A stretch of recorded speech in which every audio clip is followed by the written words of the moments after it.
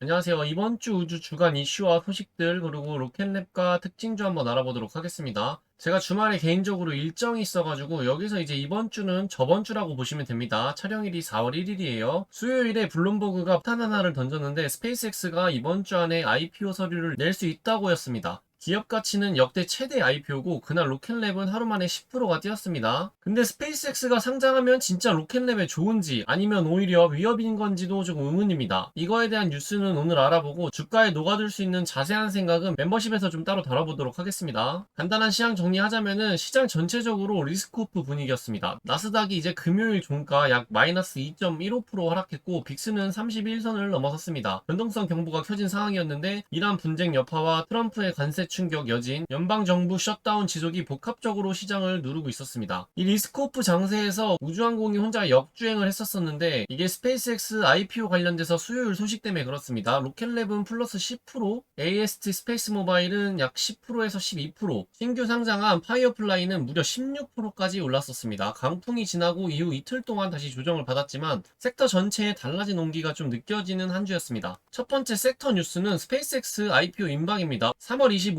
수요일에 블룸버그와 더 인포메이션이 스페이스X의 상장 임박 소식을 거의 동시에 보도했습니다. 보도에 따르면 스페이스X는 이르면 이번 주, 늦어도 다음 주 초 미국 증권거래위원회에 공모 신청서를 제출할 것으로 예상된다는 뉴스였어요. 이제 이번 주, 저번 주죠. 지났으니까 이번 주에 아마 이거 신청하지 않을까 싶습니다. 제시된 숫자는 압도적이었는데 목표 기업 가치는 1.75조 달러입니다. 공모 조달 규모는 750억 달러 이상이고 이는 2019년에 사우디 아람코의 상장 규모를 가뿐히 뛰어넘는 역대 최대 규모의 IPO가 된 전망입니다. 스페이스X는 올해 2월 AI 기업인 xAI와 전략적 합병을 마쳤으며 스타링크 가입자가 9,200만 명에 달하며 연간 매출은 100억 달러 이상을 기록 중인 기업입니다. 스페이스X의 상장은 단순한 기업 공개를 넘어서 우주산업 전체가 기관 자금이 직접 투자할 수 있는 자산 클래스로 격상되는 중대한 사건입니다.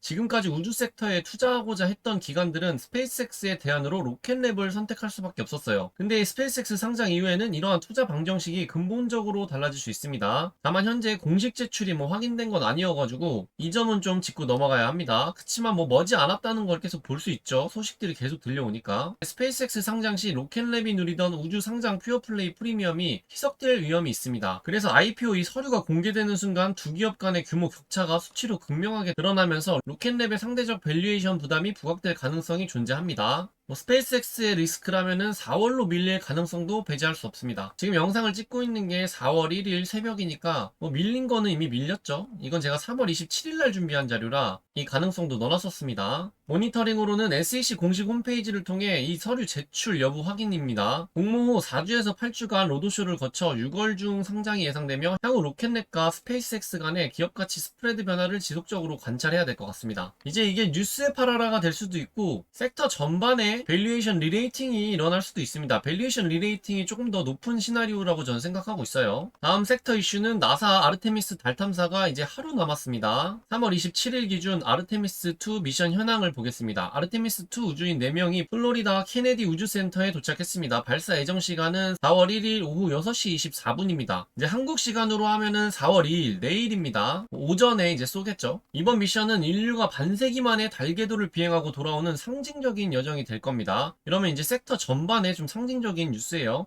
3월 24일 날 나사의 달기지 구축 계획을 발표했는데 나사 국장 아이작맨은 지난 3월 24일 향후 7년간 200억 달러를 투자하여 2032년까지 반영구적인 달기지를 구축하겠다는 계획을 발표했습니다. 기존 전략에서 좀 수정됐는데 게이트웨이 프로그램 달궤도 정거장을 일시 중단하고 모든 가용 자원을 달 표면 운영에 집중하기로 결정했다고 합니다. 이에 따라 아르테미스 3 미션은 2027년 지구궤도 도킹 미션으로 성격이 변경되어 진행될 예정입니다. 저번에 한번 다뤘던 뉴스죠. 게이트웨이 정거장 건설 중단으로 확보된 예산이 달 표면 인프라 로버 서식지 구축으로 이동하게 됐고 이는 달 표면으로 보내는 발사 빈도와 탑재체의 다양성이 늘어나는 구조로 이어지며 상업용 발사 서비스를 제공하는 기업들의 직접적인 수혜를 줄 가능성이 큽니다. 특히 로켓랩은 거기에 위성 제작 등 나사와의 기존 협력 관계를 바탕으로 달기지 공급망에 진입할 잠재력을 보유하고 있습니다. 다만 이는 단기적인 성과보다 중장기적인 성장 그림으로 이해해야 맞습니다. 리스크로는 아르테미스2는 달 착륙이 아닌 선해 테스트 비행입니다. 이제 달에 착륙하는 게 아니라 선회하고 돌아오는 거예요. 제가 알기로는 이것도 아마 계획이 선회로 바뀐 거예요.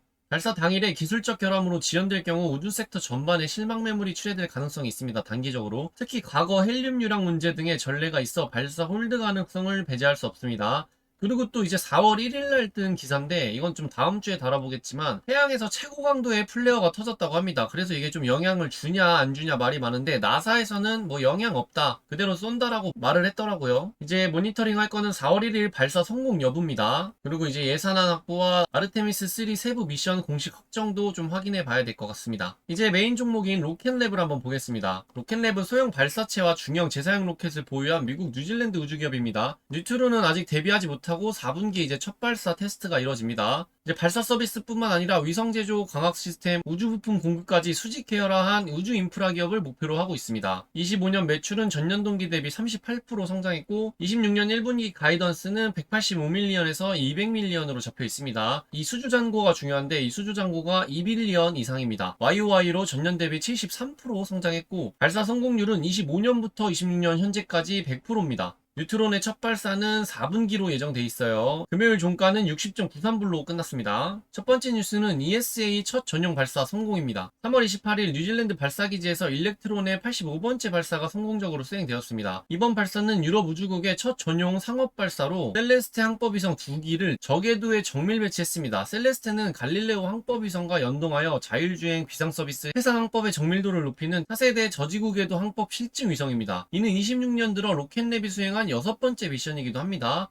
미국 국방부와 상업 고객, 아시아에 이어 유럽 기관 시장까지 공식적으로 개척을 했습니다. 유럽 우주국에서 자국의 아리안6 대신 일렉트론을 선택했다는 사실 자체는 로켓랩의 기술적 신뢰도를 입증하는 강력한 지표라고 볼 수 있습니다. 유럽 우주국 계약의 핵심 가치는 단건 매출이 아니라 유럽 기관의 반복 수주 파이프라인이 시작되었다는 점인데 갈릴레오 연동 에리오 위성망이 확장될수록 추가 발사 수요가 지속적으로 발생할 것으로 전망됩니다. 리스크로는 일렉트론은 소형 발사체므로 단가 측면에서 한계가 있습니다. 800만 달러에서 950만 달러라고 보면 되고요. 유럽 우주국 전용 발사는 상징적 의미가 크지만 단기적인 매출 기여도는 제한적일 수 있다는 점을 좀 유의해야 됩니다. 모니터링 할 거는 이제 추가적인 위성 발사 계약 여부, 나사의 아르테미스 관련 상업 조달 입찰 참여 여부, 뉴트론 1단계 테스트에 관련된 소식입니다. 두 번째는 아까랑 이어지는 뉴스인데 스페이스X의 IPO 루머에 관련돼서 그날 로켓랩이 10% 급등한 소식입니다. 이제 저 IPO 뉴스가 나오는 날 로켓랩은 10% 급등하며 72.88달러까지 상승했습니다. 같은 날 클리어 스트리트는 로켓랩에 대한 커버리지를 새로 시작하며 투자 의견 매수와 목표가 88달러를 제시했습니다. 이는 당시 기준으로도 약 29%의 업사이드가 있는 수치였습니다. 보도에 따르면 클리어 스트리트는 20억 달러, 2빌리언을 돌파한 수주 잔고와 26년 1분기 만에 체결된 28개의 신규 발사 계약을 주요 투자 근거로 꼽았습니다. 이후 시장 전반의 리스크 오프 기조로 인해 3월 27일 주가는 60.93달러 로 크게 조정을 받고 마감했습니다. 3월 25일 급등의 실질적인 의미는 스페이스X IPO 루머 자체보다 이 사건의 기관 자금의 우주 섹터 재인식을 이끌어낸 트리거가 되었다는 점이 있고 특히 26년 1분기 만에 28개의 신규 발사 계약을 체결했다는 수치는 25년 한 해 동안의 계약 총량에 맞먹는 속도입니다. 이는 수주 모멘텀 자체가 루머의 성립 여부와 무관하게 매우 강력하게 유지되고 있음을 시사해줍니다. 이 스페이스X 상장에 따른 기대감도 있지만 우려감도 있기 때문에 지금 계속 그냥 뚫고 올라가지 못하고 조정받고 올라가고 이런 식의 유동성을 보여주고 있습니다. 리스크로는 아까 말씀드렸던 로켓랩의 퓨어플레이 프리미엄이 희석될 가능성이 존재하고 3월 25일에 급등분이 불과 이틀 만에 대부분 반납되었다는 점은 냉정하게 평가해야 할 대목입니다. 이러한 지정학적 이슈가 좀 크게 작용하긴 했지만 그럼에도 조금 많이 빠지긴 했죠. 향후 스페이스X의 공모 신청서가 공개되어 양사의 규모 격차가 수치로 증명될 경우 로켓랩의 상대적 밸류에이션 부담이 부각될 수 있습니다. 모니터링 할 거는 이제 스페이스X의 IPO 공식 제출 이후 로켓랩의 실질적 주가 반응이고 5월 내 예정된 로켓랩의 26년 1분기 실적 발표 내용과 뉴트론 발사체 개발 업데이트 상황입니다.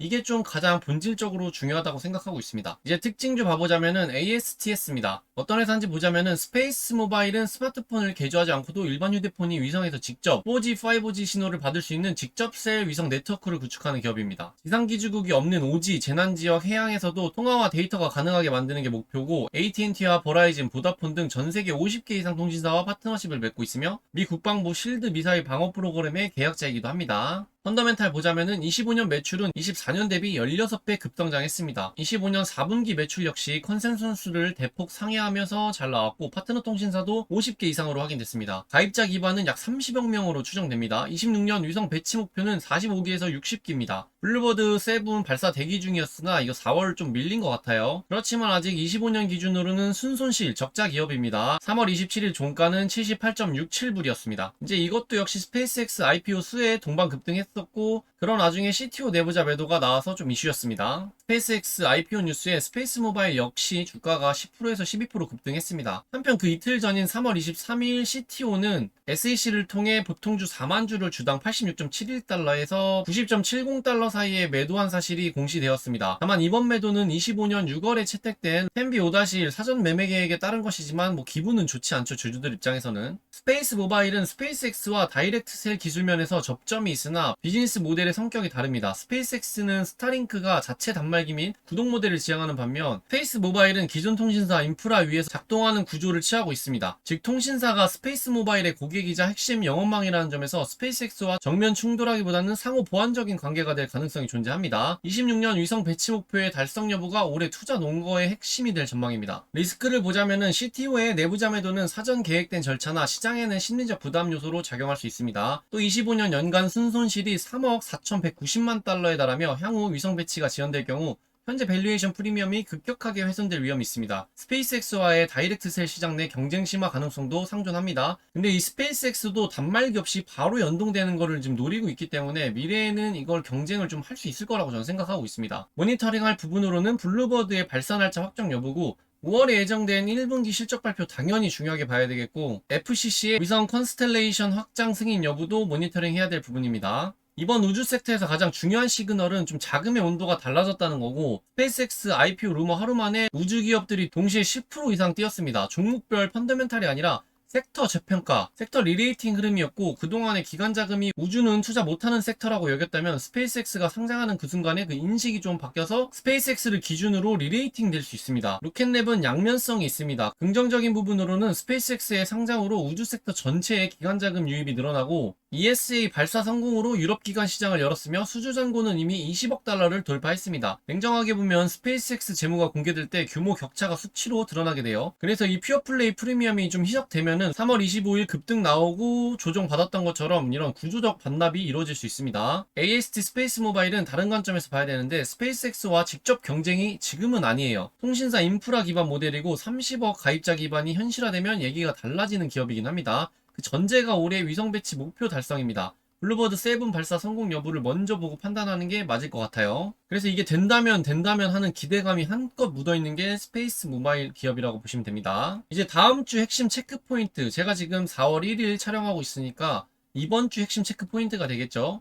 아르테미스2 실제 발사 성공 여부입니다. 이것도 꽤나 중요합니다. 성공 시 우주 섹터 추가 상승 모멘텀이 나올 수도 있습니다. 아까 말씀드렸듯이 당일 홀드 가능성도 배제할 수 없습니다. 다음은 스페이스X의 공식 IPO 제출입니다. 이제 이번 주는 어차피 끝났고 4월 초, 지금 4월 1일이니까 4월달 언제 낼지 조만간 내지 않을까 싶습니다. 그래서 이게 나온 다음에 직접 공모 규모나 재무 공개 내용이 로켓랩 상대 밸류에이션에 어떻게 반응하는지 그걸 좀 봐야 될 것 같고요. 지정학, 이란 분쟁 전개입니다. 완화 신호가 나올 경우 성장주 랠리 가능성이 있고 확전일 경우 리스크 오프가 심화됩니다. 지금 4월 1일 기준으로 완화 뉴스가 나와가지고 시장은 훈풍이 불고 있습니다. 로켓랩은 이미 10%가 올랐고 다른 기업들도 막 다 올라가고 있습니다. 지수가. 이게 좀 잘 이어져서 좀 다시 한번 상승 모멘텀이 나와줬으면 하네요. 전체 섹터에 있어서. 그리고 로켓랩에 나온 호재가 두 가지 정도가 있거든요. CEO 관련된 호재와 인수 관련된 호재가 있거든요. 이거는 이제 이번 주 주말 우주 소식 뉴스에서 다뤄보도록 하겠습니다. 오늘 영상은 여기까지고요. 우주 섹터에 투자 중이시거나 제 영상이 마음에 드셨다면 좋아요와 구독, 댓글 많이 부탁드리겠습니다. 감사합니다.